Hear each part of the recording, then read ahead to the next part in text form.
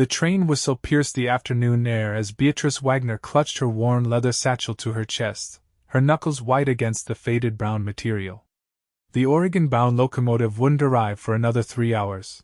But Beatrice had long since learned that in this life, being early was the only insurance against being left behind. Silver Creek, Colorado had been her home for all 21 years of her life, and today, June 15, 1878, would be her last day within its dusty boundaries.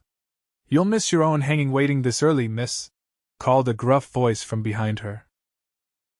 Beatrice turned, squinting against the harsh sunlight to make out the figure approaching. He was tall and broad-shouldered, with a worn Stetson pulled low over his eyes. As he drew closer, she could see the sun-weathered lines around his mouth that suggested he smiled often, though he wasn't smiling now. "I prefer to be punctual," she replied, lifting her chin slightly. "Train ain't due till sundown." The stranger stopped a respectful distance away. He carried himself with the easy confidence of a man comfortable in his own skin, though his clothes were trail-worn and dusty. "Name's Xavier Calloway. Station master asked me to let you know they're having trouble with the ticket office. Won't be open for another hour at least." Beatrice felt her carefully laid plans beginning to crumble. "But I sent a telegraph 2 weeks ago. My ticket should be waiting." Xavier shrugged, removing his hat to reveal dark hair that curled slightly at the ends. "Telegraph lines went down last week during the storm. Only just got fixed yesterday." His eyes, a surprising shade of green, held sympathy. "You planning on leaving Silver Creek?" "Yes," Beatrice answered, not elaborating further. Her reasons for leaving were her own: the suffocating grief after her father's death, the dwindling funds, and most importantly, the persistent advances from Judge Wilson, a man 30 years her senior who had made it clear he expected her gratitude for managing her father's debts to extend to matrimony. Xavier nodded, seeming to sense her reluctance to discuss the matter. "Well, Mississippi. Wagner. Beatrice Wagner. Miss Wagner, no sense in standing here for hours. Might I suggest the cafe across the way? Coffee's decent, and you can watch for the ticket office to open from the window." Beatrice hesitated. Her father had raised her to be cautious around strangers, especially men, but there was something trustworthy in Xavier Calloway's straightforward manner. Besides, the thought of sitting in the shade with a cup of coffee was far more appealing than standing in the June heat. "That's very kind, Mr. Calloway, but I wouldn't want to impose." "No imposition. I was headed there myself." He gestured toward the small building across from the station, its faded sign proclaiming Silver Creek Cafe in peeling paint. Against her better judgment, Beatrice nodded. "Very well. Thank you." The cafe was mercifully cool compared to the midday heat outside. A few patrons looked up as they entered, but quickly returned to their meals. Xavier led her to a small table by the window, where she could keep an eye on the station. "What brings you to Silver Creek, Mr. Calloway?" Beatrice asked after they had ordered coffee. "I don't recall seeing you around town before." Xavier's expression grew guarded. "Just passing through. Headed north eventually." He turned the conversation back to her. "And you're Oregon bound?" "Portland," she confirmed. "My mother's sister lives there. She's offered me a position teaching at the school where she works." "Teaching? You don't seem old enough to be a teacher." Beatrice bristled slightly. "I'm 21, Mr. Calloway, and I've been assisting at the schoolhouse here since I was 18. Xavier raised his hands in a placating gesture. "No offense meant, Miss Wagner. It's just that most schoolmarms I've encountered have been." He trailed off. "Older? Less attractive?" Beatrice supplied, immediately regretting her boldness. To her surprise, Xavier laughed, a warm sound that caused several heads to turn their way. "I was going to say more severe-looking, but I won't argue with your assessment either." His eyes crinkled at the corners when he smiled, making him appear younger than she'd initially thought, perhaps 27 or 28. Their coffee arrived, and Beatrice was grateful for the distraction. She wasn't accustomed to such easy conversation with a man she just met. Most men in Silver Creek either treated her as invisible or as a potential wife, with little in between. "How long have you been traveling?" she asked, noting the trail dust on his clothes. "Too long," Xavier replied, a shadow crossing his features. "Been on the move for about 8 months now." "From where?" "Started in Texas." He offered no more details, and Beatrice sensed it would be impolite to press further. They spent the next hour in surprisingly comfortable conversation. Xavier told her about the strange characters he'd encountered on his travels: a one-eyed prospector who claimed to have seen a mountain made entirely of gold, a traveling medicine man whose miracle elixir had turned an entire town's teeth blue for a week, and a widow who ran the most orderly saloon in Wyoming with nothing but a stern glare and a shotgun. In turn, Beatrice shared stories of her students and the mishaps of trying to teach 30 children of various ages in Silver Creek's one-room schoolhouse. She found herself laughing more than she had in months, almost forgetting her anxiety about the journey ahead. "Looks like the ticket office is opening," Xavier observed, nodding toward the window. Indeed, a portly man in a vest was unlocking the small building beside the station. Beatrice gathered her belongings. "I should go secure my ticket. Thank you for the coffee and conversation, Mr. Calloway."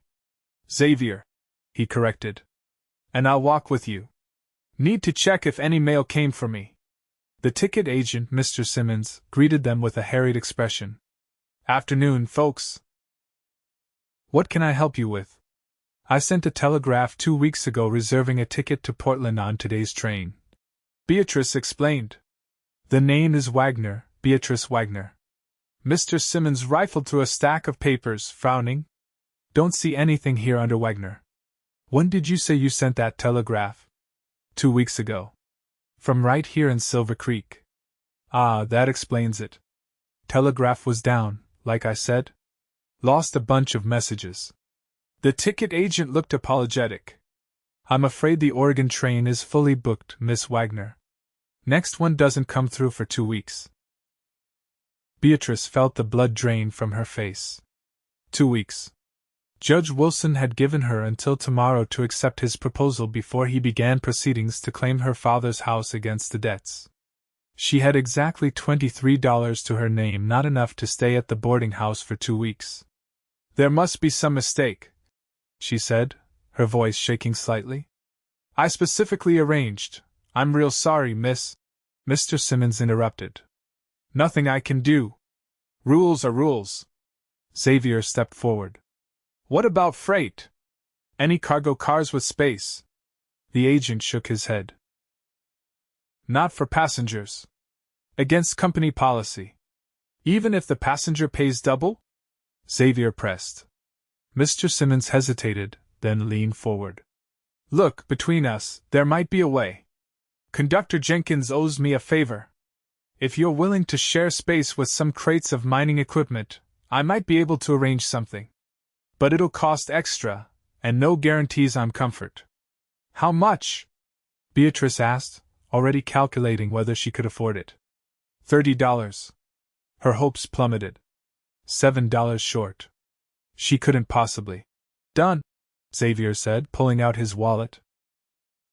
Judge Wilson stood in the doorway, his substantial frame blocking the exit. At 53, he still cut an imposing figure, his silver-streaked beard meticulously groomed, his suit expensive despite the frontier setting. His small eyes narrowed as they took in Xavier.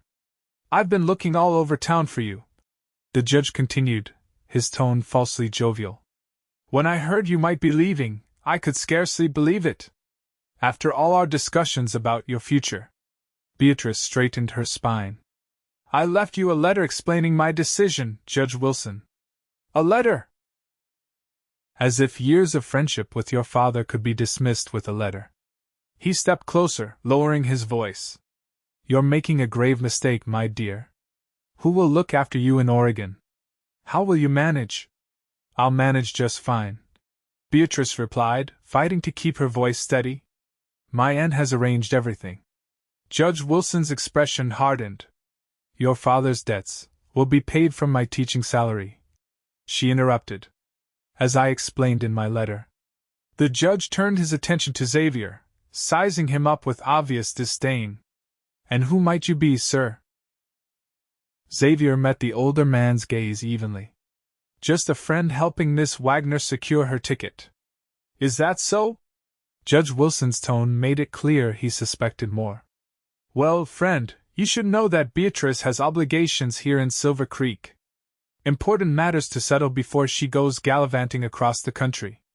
My only obligation was to my father, Beatrice said firmly.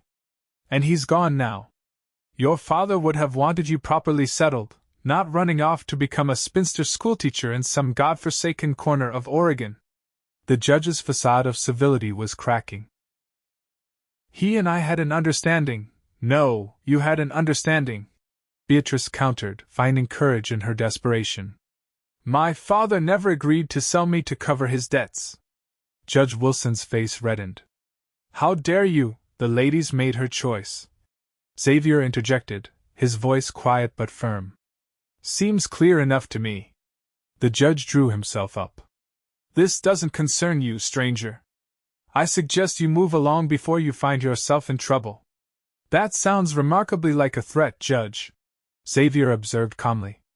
Not very becoming of a man of the law.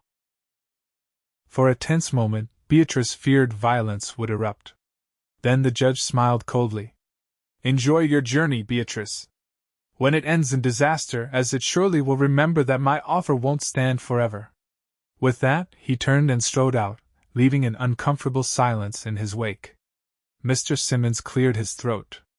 So, about that ticket. Yes, Beatrice said, her voice stronger than she felt. I'll take it. With the transaction completed, Beatrice and Xavier stepped outside. The afternoon sun was beginning its descent, painting the distant mountains with golden light. Thank you, Beatrice said simply. For everything. Xavier nodded, studying her face. He's the reason you're leaving, isn't he? Partly, she admitted. My father died owing him money. The judge has made it clear he expects payment of a personal nature. Xavier's expression darkened. Men like that are the same everywhere. They think they own the world and everyone in it. Something in his tone suggested personal experience, but before Beatrice could inquire further, he continued. The train's not due for a couple more hours. You eaten today? Beatrice realized she hadn't, her anxiety about the journey having suppressed her appetite. Not since breakfast. Then let me buy you dinner. Proper meal before a long journey. They returned to the cafe, where the dinner crowd was beginning to gather. Over bowls of surprisingly decent stew and fresh baked bread, Xavier gradually opened up about his own past. I was a rancher back in Texas, he explained. Nothing fancy, just a small spread my pa left me. Was making it work, too, until Harlan Mills decided he wanted my water rights. What happened?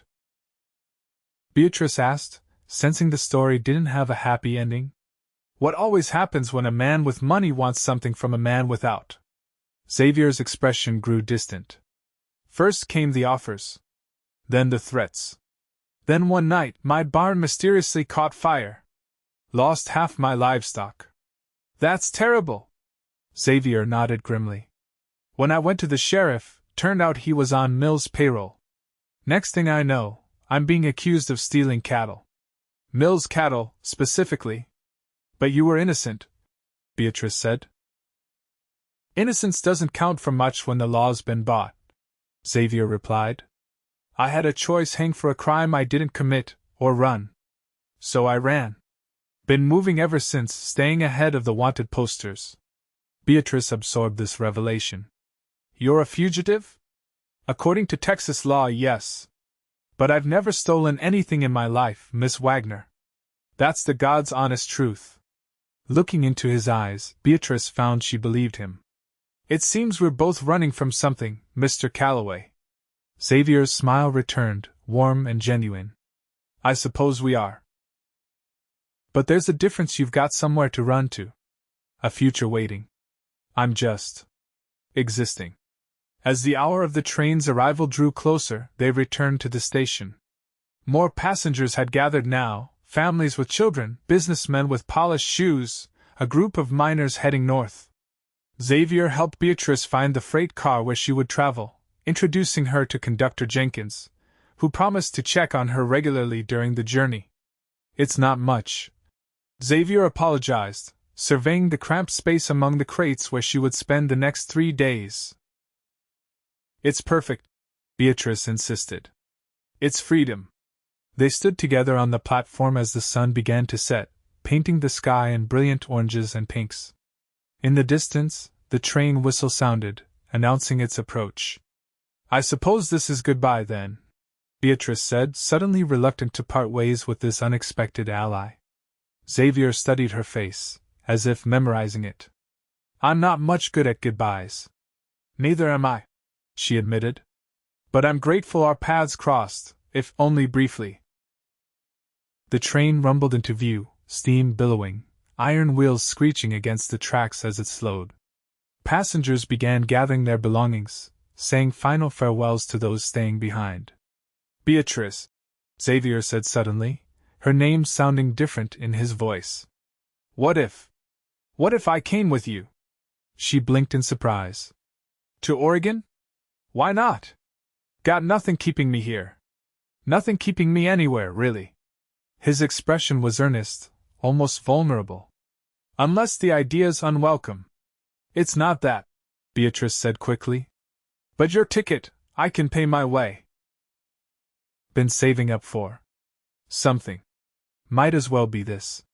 The train screeched to a halt, steam hissing from beneath its massive iron wheels. Passengers began boarding, the platform a flurry of activity. You'd leave everything behind? Just like that? Beatrice asked, hardly daring to believe what she was hearing. Xavier's laugh held a hint of sadness. Told you, I don't have much to leave. But out there. He gestured westward. Might be a fresh start. For both of us. The conductor called the final boarding, his voice carrying over the din of the crowd. Beatrice felt torn between caution and an inexplicable sense of rightness. This stranger who had shown her more kindness in one afternoon than she'd experienced in months, was offering to accompany her into an uncertain future. What about Judge Wilson? She asked. He could make trouble for you. Let him try, Xavier replied with quiet confidence. I've dealt with worse than small-town judges with inflated egos. Beatrice made her decision. Then yes. Come with me. The relief and joy that crossed Xavier's face made her heart skip. He quickly purchased a ticket for the same freight car, using a substantial portion of his savings but not seeming to regret it for a moment. As they prepared to board, a commotion at the end of the platform caught their attention. Judge Wilson had returned, accompanied by the town sheriff and 2 deputies. Beatrice Wagner, the judge called, his voice carrying over the noise of the train. You're making a grave mistake. Xavier tensed beside her. We need to board. Now. They hurried toward their car as the law officers pushed through the crowd. Just as they reached the steps, Sheriff Thomas called out. Hold up there, stranger. Need to have a word with you. Xavier helped Beatrice up the steps, then turned to face the approaching men. Something wrong, Sheriff? Got a telegram from Texas. The sheriff replied, his hand resting on his holstered gun. Says you're wanted for cattle rustling and arson? That true, Calloway? Beatrice felt her blood run cold. How had they known? Judge Wilson must have sent inquiries after their confrontation at the ticket office. Those charges are false, Xavier replied calmly. Made by a man who wanted my land and didn't care how he got it. Judge Wilson pushed forward. A likely story. Sheriff, arrest this man. And Beatrice, come down from there. This foolishness has gone far enough. Beatrice looked at Xavier, seeing the resignation in his eyes. He had known this moment might come, had risked it to help her. No, she said loud enough for everyone to hear. I won't. Judge Wilson's face darkened. Beatrice, you don't understand. I understand perfectly. She interrupted, descending 1 step to stand beside Xavier. Mr. Calloway is innocent of those charges, and I intend to testify to that effect." The sheriff looked confused. "Miss Wagner, how could you possibly know? Because Mr. Calloway was working at my father's store during the dates in question." She lied smoothly, praying the sheriff wouldn't ask for specific dates. "My father kept meticulous records. I can produce them if necessary." Xavier stared at her in astonishment, while Judge Wilson spluttered in rage. "That's preposterous. You've never met this man before today."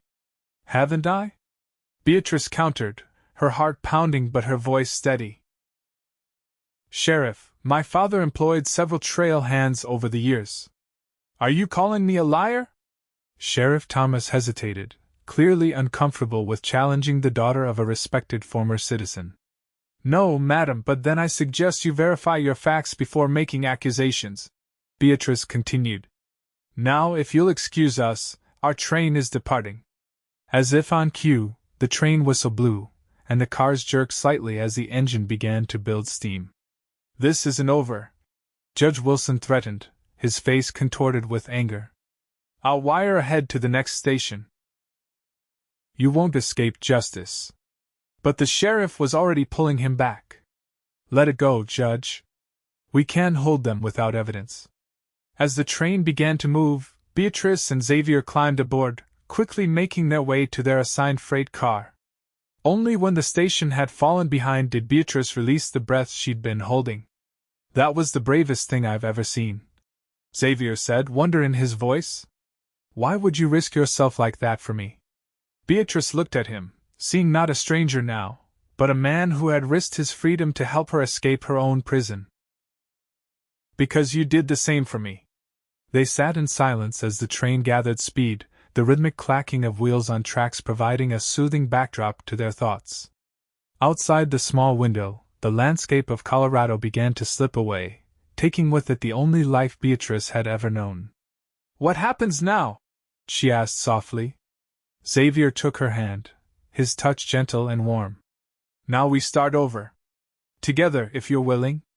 We barely know each other," Beatrice pointed out, though she didn't withdraw her hand. "True," he agreed. "But I'd like to change that. If you'll give me the chance." As the train rounded a bend, the last rays of sunset illuminated Xavier's face, highlighting the hope in his eyes. In that moment, Beatrice realized that for the first time in her life, she was making a choice entirely her own, not dictated by duty or circumstance, but by the stirrings of her heart. "I think I'd like that," she replied. The journey to Portland took 3 days, during which Beatrice and Xavier barely left each other's side. They shared stories, dreams, and the sparse meals provided by the sympathetic conductor. They watched the landscape transform from Colorado's mountains to the forests of Oregon. And they learned each other's hearts. On the final night, as they sat watching the stars through the open freight door, Xavier told her of his dreams to start again, perhaps a small ranch, or a carpentry shop. He was good with his hands, he explained, having built most of the structures on his Texas property himself. "What about you?" he asked. "Is teaching truly your passion, or simply a means to escape?" Beatrice considered the question. "Both, I suppose. I love helping children learn, seeing that moment when understanding dawns. But I also wanted independence, something that was mine alone." "And now? What do you want now?" She looked at him, this man who had become so dear to her in such a short time. "The same things. But perhaps not alone." The train pulled into Portland Station just as dawn was breaking on the 4th day. The platform was bustling with activity, porters unloading cargo, families greeting returning travelers, businessmen hurrying to appointments. Beatrice scanned the crowd, quickly spotting her aunt, a tall woman with familiar features who waved enthusiastically. "There she is," Beatrice said, suddenly nervous. What would her aunt think of Xavier? Of their unconventional meeting? Xavier straightened his jacket, clearly sharing her anxiety. "Should I wait here while you greet her?" "No," Beatrice said firmly, taking his hand. "We face this together." They descended the steps to the platform, where Aunt Martha enveloped Beatrice in a tight embrace. "My dear girl! Let me look at you." She held Beatrice at arm's length, her sharp eyes taking in every detail before shifting to Xavier. And who might this be? Aunt Martha, this is Xavier Calloway. He helped me during my journey. Xavier removed his hat, nodding respectfully. Madam. Martha's eyebrows rose slightly. Did he indeed? And will he be continuing to help you in Portland? The question hung in the air, loaded with implications. Beatrice looked at Xavier, seeing in his eyes the same question, the same hope. Yes, she said firmly. If he wishes to. I do, Xavier replied, his voice soft but certain. Martha studied them both for a long moment, then burst into laughter. Well, your father always said you had a mind of your own, Beatrice. I see he wasn't exaggerating. She turned to Xavier. Young man, I don't know your story yet, but if my niece trusts you, that's good enough for now. Though I expect a full explanation over dinner.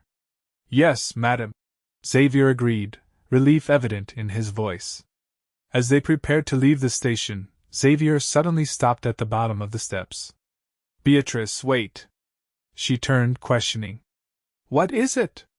Xavier took both her hands in his. I know this is fast, probably too fast by most standards.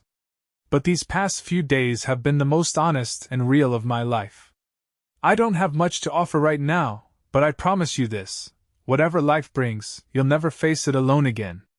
Before Beatrice could respond, he leaned forward and kissed her a gentle, tender kiss that held both question and promise. Her first kiss, on the station steps of a city she'd never seen before, with a man she'd known less than a week. And somehow, it felt perfectly right. When they parted, Xavier's eyes searched hers. I know we have a lot to figure out, but Beatrice silenced him with a finger to his lips. You were right, you know. I'll never wait alone again. And she never did. The years that followed brought challenges establishing Xavier's innocence through letters and affidavits from neighbors who had witnessed Harlan Mill's corruption, building a small but thriving carpentry business, weathering Beatrice's difficult first pregnancy. But through it all, they faced each day together, their bond strengthening with each obstacle overcome. By 1885, they had a sturdy home on the outskirts of Portland, a successful business crafting fine furniture, and 2 children, James, with his father's green eyes, and little Eleanor, who had inherited her mother's determination along with her golden hair. Beatrice still taught occasionally, substituting at the local school when needed, but found her greatest joy in helping Xavier document their designs and manage their growing business. On the 7th anniversary of their arrival in Portland, Xavier took Beatrice back to the train station where they had first arrived. Standing on those same steps, he presented her with a small wooden box, exquisitely carved with intertwining roses. What's this? She asked, running her fingers over the detailed craftsmanship. Open it, he urged. Inside lay a delicate gold locket. When opened, it revealed a tiny sketch of the train station on one side, and on the other, the words, Never alone again, inscribed in flowing script. It's beautiful, Beatrice whispered, tears pricking her eyes. Xavier fastened it around her neck, his touch still sending the same thrill through her after all these years. 7 years ago, I was a man with nowhere to go and nothing to offer. You changed everything, Beatrice. You gave me a home, a purpose, a family. We gave those things to each other, she corrected gently, touching the locket that now rested against her heart. And I wouldn't change a moment of it. As they stood there on the station steps, the setting sun casting long shadows across the platform, Beatrice thought of all the twists of fate that had brought them to this moment: a delayed train, a broken telegraph, a desperate escape. What had seemed like misfortunes had been the very things that led her to the greatest happiness of her life. Xavier's arms circled her waist, drawing her close. What are you thinking about? Beatrice smiled up at him, her heart full. I'm thinking that sometimes, the longest journeys begin with a single step. Or in our case, a single kiss. He finished, leaning down to capture her lips once more, there on the station steps where their shared life had truly begun.